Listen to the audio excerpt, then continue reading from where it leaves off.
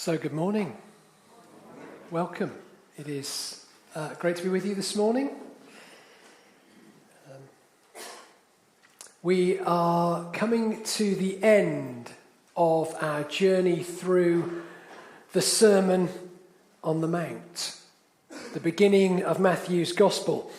I'm delighted that Ellie Ovens is going to be speaking next week on the final passage in this. I chatted to him, she's some great ideas. So please be here next week to hear and support Ellie. It's her first time preaching. She's led services before and done a great job. And she's really put a lot of thought and care into next week. So please be here to support her as she wraps up the Sermon on the Mount for us. And then the week after, we have Rob Parsons. But Jesus wraps up the Sermon on the Mount by presenting 3 times 2 pathways, 2 options. And you know, that's a very, very Jewish thing to do, to lay before your listeners this or that. Throughout the Bible, you see contrasts of light against dark, life and death, heaven and hell, hope and despair, laying before his listeners 2 choices. And in this case, Jesus is going to put before them 2 gates leading to 2 paths. One that is narrow and rocky and difficult and challenging, and one that is a broad superhighway and that is easy. Secondly, he's going to present 2 trees. One that bears good fruit and one that bears bad fruit. And then finally, Ellie is going to wrap up next week with 2 buildings, one built on rock so that it can withstand the storm, and the other built on sand so that it falls. But this morning, we are thinking about the first 2. And we read this: "Enter through the narrow gate, for the gate is wide and the road is easy that leads to destruction. And there are many who take it.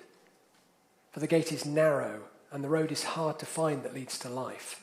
And there are few who find it." So I guess the important thing to begin with today, and perhaps the crux of this, is what is the narrow gate? What is Jesus referring to when he says there is this narrow gate that we are to search for and find, that it's challenging but it leads ultimately to life? What is the narrow gate? And I think in order to really get into this, we need to back the truck up a little bit. Beep, beep, beep, beep. It's me backing the... Yeah, sorry. I just thought of that. Not quite sure that went down as well as I thought. But anyway. It's always important to put a Bible verse in its context. And the context in the Sermon on the Mount is this. So a few verses earlier, in verses 9 to 11, and we read this last week, but Andy didn't preach on it. He chose an earlier part of the reading. "Is there anyone among you, if your child asks for bread, would give him a stone? Or if your child asks for fish, would give him a snake? If you then, who are evil, know how to give good gifts to your children, how much more will your Father in heaven give good things to those who ask him?" Jesus is saying you have been blessed. You know what it is to bless your children, to love your children. So how much more has God lavished his blessing and goodness upon you? And then he goes on, "And so in everything, do to others as you would have them do to you, for this is the law and the prophets." So this is the context of the narrow gate. Just before we get to today's reading, we have read this: "Do unto others as you would have them do to you." Because God has been generous to you, because God has been blessed you, you should look at others and think, how can I bless them? How can I treat them in the way that they would want to be treated? And Jesus says, for this is the law and the prophets. If you remember right back to one of our early sermons at the beginning of this journey through the Sermon on the Mount, Jesus said this in verse 17, "Do not think that I have come to abolish the law or the prophets. I have come not to abolish, but to fulfill them." So bookending the Sermon on the Mount is this teaching about the law and the prophets. Don't think that I've come to fulfill them. In fact, they can be summed up in this: in everything, do to others as you would have them do to you. If you like, this is Jesus' pithy summary of the Sermon on the Mount. Everything that we have been looking at over the last few weeks is how we might understand the law and the prophets. And if you want to know that summed up in a simple sentence, it's this: treat others as you would like to be treated. Friends, I would argue that this is the narrow gate that Jesus is talking about. Because it's hard. It's challenging to live this way. The narrow gate is the golden rule, which is in itself a summation on the Sermon on the Mount. So, the narrow gate Jesus is talking about is living this way. It's living out the Sermon on the Mount. Summed up in treat others as you would like to be treated. The thing is, I was thinking back to teaching I'd heard previously on this, and I don't think that's what I'd been taught. Particularly growing up, I think I'd been taught something different, and I began to question and look into this. Because I think I'd been taught that the narrow gate was something like the finish line of the Christian faith. It was the back in the 1980s, we talked about the sinner's prayer. It was praying this prayer of repentance where you became a Christian, and that was, if you like, where we needed to get everyone to. That was the finish line. The objective of church was to get people through the door and get them to say this particular prayer such that they would be saved. And I think it comes from a kind of what was around at the time was a big focus on the afterlife and getting people saved and into heaven.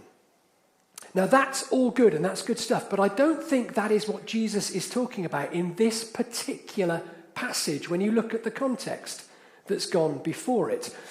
I think actually what people had done when they were preparing sermons on this passage is heard Jesus talk about a narrow gate and then thought of John 10. And in John 10, Jesus says, I am the gate. Whoever enters by me will be saved. And they've gone, okay, here's talk of a gate. Here's Jesus saying, I'm the gate. Let's put these two together and I've got a sermon. Well, yes, you have. But I think that's a classic example of what I would call proof texting. And taking one verse and just lifting it out of its context and making it say what you want it to do. Now, I'm not saying that John 10 is wrong. I'm just saying that's not what Jesus is saying in this instance. This is not the narrow gate that he is talking about. Let me use an example.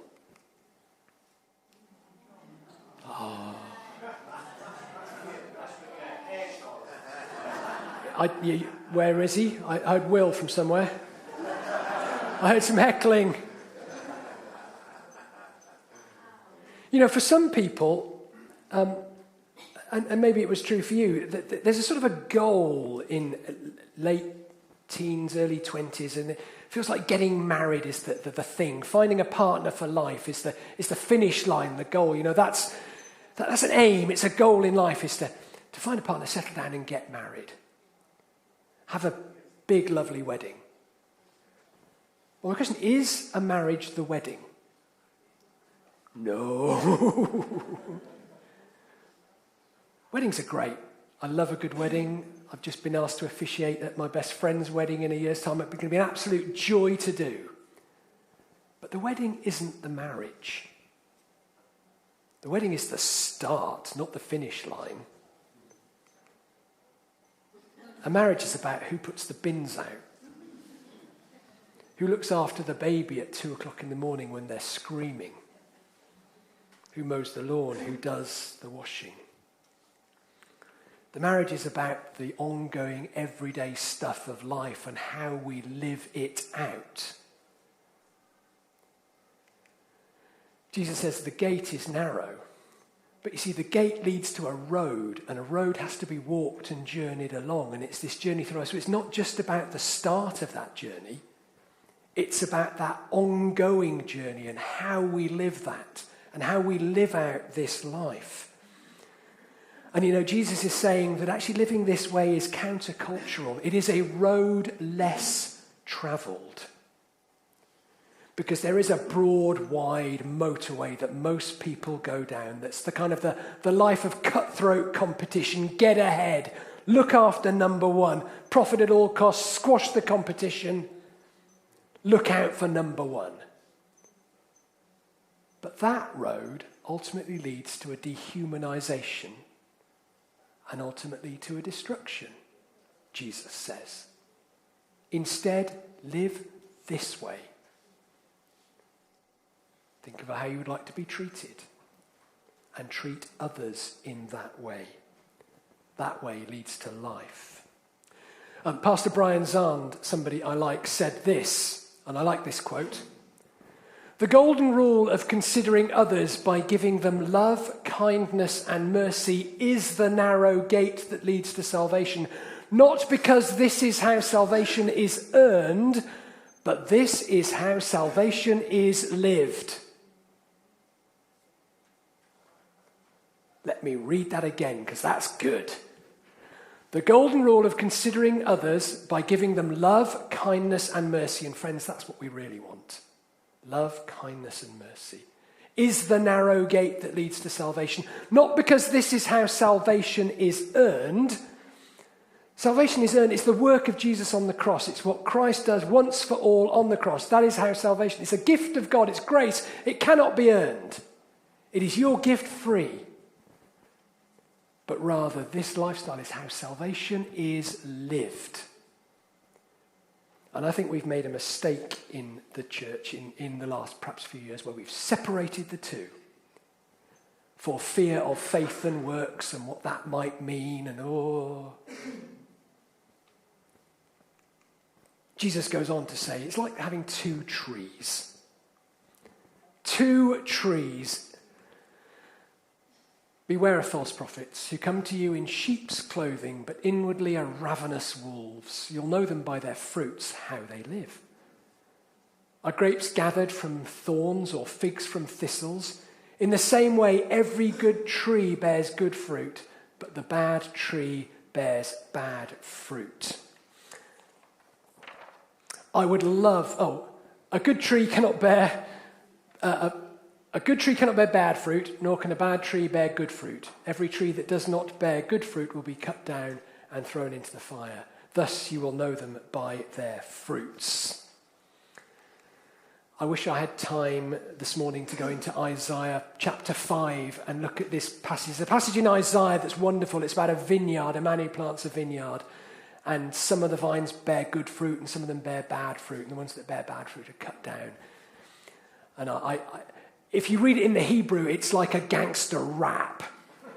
The whole thing rhymes, and it's Isaiah spitting these rhymes at the people. It's, I wanted justice, and I got this, and I wanted righteousness, and I got that. It's just wonderful. And I've broken the controller now. Bear with me, it's one of those mornings. There we are, that should be back.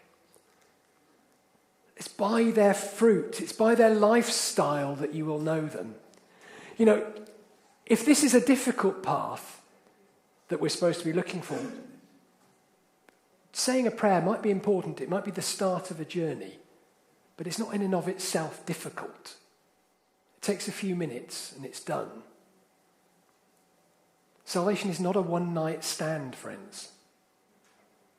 It's the beginning of a journey, of a lifestyle, a way of living, and of living this way, not that way. And in case you're in any doubt, not everyone who says to me, Lord, Lord, will enter the kingdom, but only the one who does the will of my Father in heaven. On that day, many will say to me, Lord, Lord, did we not put on a very good show? Was our music not fantastic? Were our lights not excellent? Did we not preach and entertain and make people laugh? And Jesus said, I don't know you. Who are you? Ooh, that's hard. Because it's not about that ultimately. I mean, yeah, I want to do a good job. We want good production values. We want the music to be good. But that's not ultimately what is important. And if we make that what is important, we open ourselves to the criticism of what? Hypocrisy. That actually our words and our actions should marry up. What we say with our mouths should be how we live our lives. And a good way of doing that is a way of doing that is to think, how can I think of what others might need and put myself in their shoes? How can I imagine myself into their situation? And think, actually, how would they like to be treated? And then say, actually, I'm going to go and do that for them. So you think, if you were a gay person coming into Bessels Green Baptist Church, can you for one moment think yourself into that person's life and situation? And they're walking their way into a church, into Bessels. How would they like to be treated? How would they like to be welcomed? Do that. Imagine a Muslim, somebody from another religion, coming in to this church. It happens from time to time. We have people come in, friends of friends. Would they like to come through the doors and immediately be scoped out as a target for evangelism? Somebody to convert?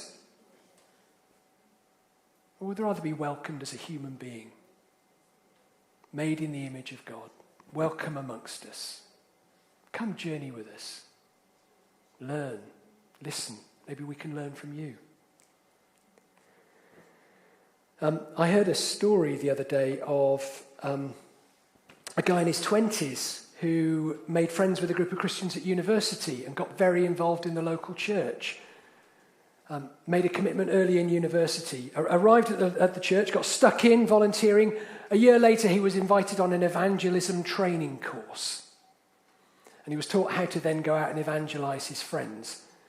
And this was back in maybe the late 80s, early 90s. And the first portion of the course was called Friendship Evangelism. And this was where you befriend people specifically so that you can then convert them. He realized that's what had happened to him. He stood up, walked out of the meeting, and never came back to church again. True story. By the way, if I'm friends with any of you, it's not out of that motivation. Absolutely not. It's because I like you. Because we're friends. And yes, as a result of that, I want to share my faith with you, but it's not a utilitarian trying to get just somebody across a finish line. It's because we want to share life and do life together. Are we able to put ourselves in someone else's shoes and say, actually, how would I like to be treated if I was in their shoes? And then do that. That is the summary of the law and the prophets. And I think children are very good at this, almost instinctively. They're able to see others, and they don't see the rubbish that we see. They just see people. They don't see the difference. This is a guy I met over a decade ago now. His name was Kevin. He's passed away now. And when I first met Kevin, I assumed he was homeless. He was asleep outside the church. And I'd gone home on Sunday night, and he'd been sat on the bench on one side, catatonic, drunk, but he sat there. And then I arrived back at church on the Monday morning, and he was still there in exactly the same position, having spent all night there. And I got to know Kevin over several months as he was outside the church. And I discovered, in fact, he wasn't homeless. He lived in a house just a few doors away. But when he was in one of his spells of drinking, his partner wouldn't let him in the house. These houses had sort of compartments where you could put the green wheelie bins in. And when it was raining, Kevin had a mattress just behind the bin in this shelter. And that's where he lived when it was raining. And Kevin smelt. There is no other way of putting it. And there was one day when I came out of church and Kevin had been there for several days. And he was in a bad way. He'd soiled himself. He was out the front. And I said, look, Kev, let's come and get you cleaned up, shall we? I've got my car. Let's take you home and I'll take you back to my place and we'll sort you out with some clothes. We'll get you cleaned up. See what we can do. You haven't suffered for Jesus until you've taken Kevin in your car with you. You know, it's the middle of winter. Why are you winding down the windows? I was just bracing, Kev. Just needed a bit of fresh air. Got him into the house, ran him a bath. He soaked in the bath for a very long time. Sorted him out some clothes. We had a lasagna left over from the Sunday. He came down and he ate that. And then we were sat in the living room afterwards and we were chatting. He'd cleaned up. He sat there. And Holly, our daughter, who was about 6 at the time, came in just to say goodnight. She'd been next door with Sarah. She'd been out the way and they'd been playing. And Holly came into the room and she said, oh, good night. I said, oh, hey, Holly, good night. Why don't you say good night to Kevin? And she said, okay. She wandered over and she gave him a hug. She put her arms around him, squeezed him, said, night, Kevin, and left the room. And I said, hold on just a minute, Kev. I'm going to go and put Holly to bed. I came back down and Kevin was bawling. He just sat there with his head in his hands, deep tears. I said, Kev, what's up? He said, that's the first hug I've had in years. Just instinctive. A 6-year-old looking at somebody and not seeing the tramp, not seeing the alcoholic, just seeing a human and doing instinctively what they did. What would she like? She likes a hug before bedtime. Good night, Kevin.